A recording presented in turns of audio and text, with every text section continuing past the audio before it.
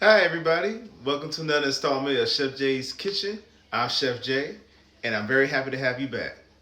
Today we're going to be working on tomato basil braised ribs, and I am very happy to be cooking this in a crock pot today to show just how much slow cooking can affect good meat. So let's get started. So before we start cleaning, I want to show you one of my beef ribs. It's nice, plump, and a small but edible size. So I would say this is a good serving for one person. You can have two of these and not feel bloated afterwards. So we're going to clean them off, wash off any blood or bile, and remember that even if food is vacuum sealed, excess fat can build up and condensation can cause it to get a little phlegm on there. So it's always important. Wash off in hot water first. Remember to thoroughly pat them dry before moving on. That's important. If you leave them wet and try to season them, the seasoning will just fall off.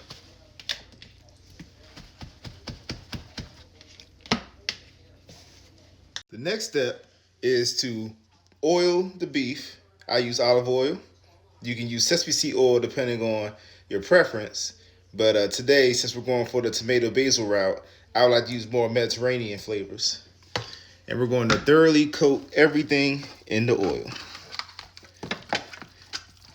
Doing this part before you seasoning it is important because if you try to pour on oil after the fact, just like if you decided to rinse things off a little late, the seasoning would not stick.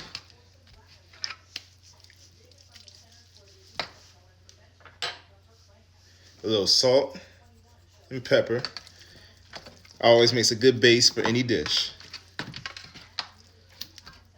And make sure that you coat everything equally, no matter what you do.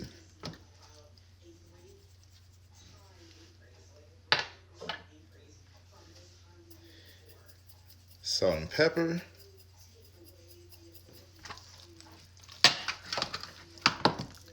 And some of my favorite roasted garlic herb seasoning.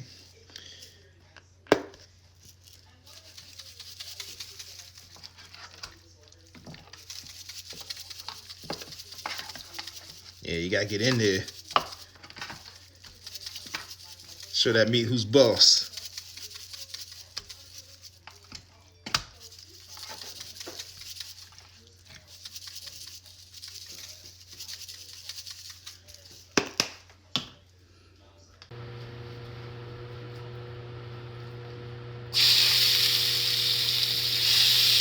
Turn the pan on high heat. Always makes the meat brown faster and will seal in any seasonings and juices. I use this method a lot when I want to cook from two different heating methods. So since we'll be cooking the meat, what I mean is that we'll be cooking the meat on the stove top and then transferring it over to the crock pot. Have a fork ready. We're going to let the meat brown on each side for 60 seconds each. Not very long.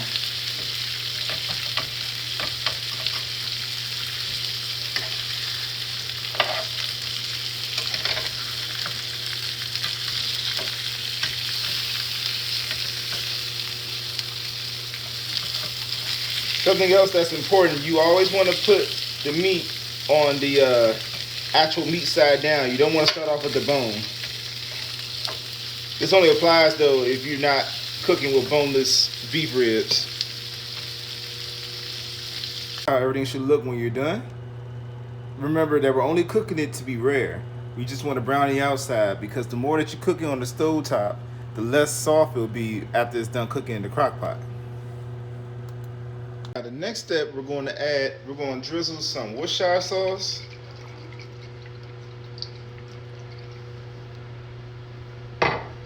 And some apple cider vinegar over everything because moisture is the absolute pinnacle of this recipe. In order for meat to be tender, it has to retain its moisture. So we're going to replenish what it lost in the pan just now. Meat will also carry over cook as long as it's hot after leaving the pan. So adding a bit of flavor to this will help it retain its juiciness.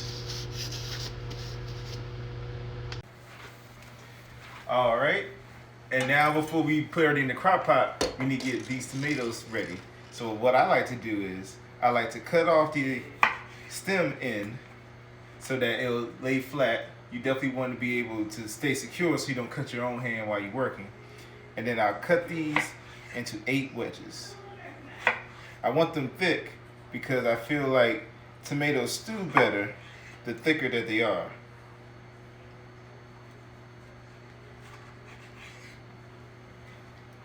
The wedges can be this size or this size. Either or will work. And they make for something that you can eat on the side when they're done. So I would say 3 tomatoes will be enough for as many ribs as we have, because we want strong flavors in our jus that we'll be braising the meat in. The more tomato you use, the stronger that tomato flavor gets. So sometimes more is more.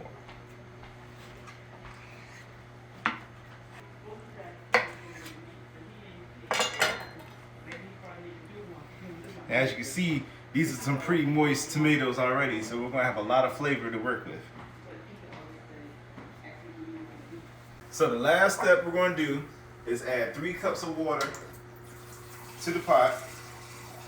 This right here is one of my favorite measuring cups to use. It's actually 2 cups big.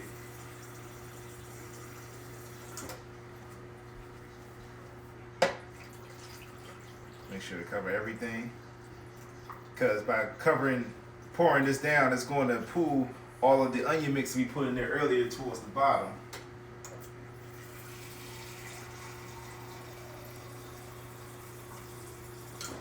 You can do 3 cups to start, and then, as you can see,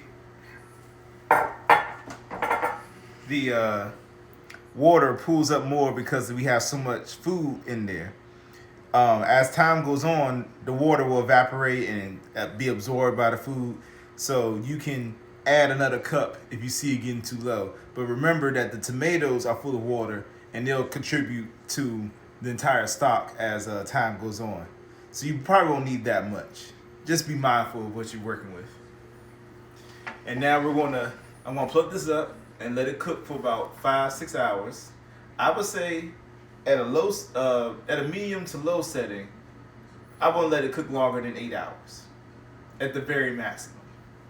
So that's up to your discretion. You know, you feel free to pull the meat out, to touch it, taste it, see if it's the texture that you like. But for me, I'm gunning for 5-6 hours for this particular recipe. So as you can see, we're ready to go. As you can see, it's daytime right now. By the time this is done, it should be evening, the sun would have set, and you be ready to sit down and enjoy this food. So I'm gonna plug this up, and I'll see y'all in a few hours.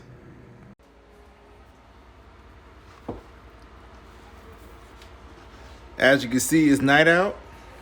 It's been about 6 hours since I started cooking the meat, and I wanna see how it turned out. Oh yeah, that's some nice stewed ribs, right? Woo! That is some tender meat. Let's take it out so we can see how it looks on the inside.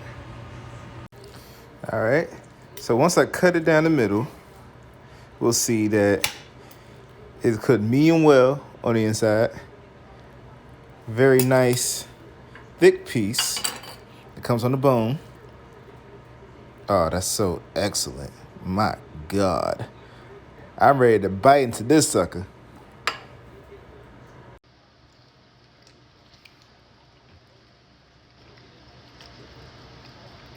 And that, my friends, is how you make braised tomato basil beef ribs.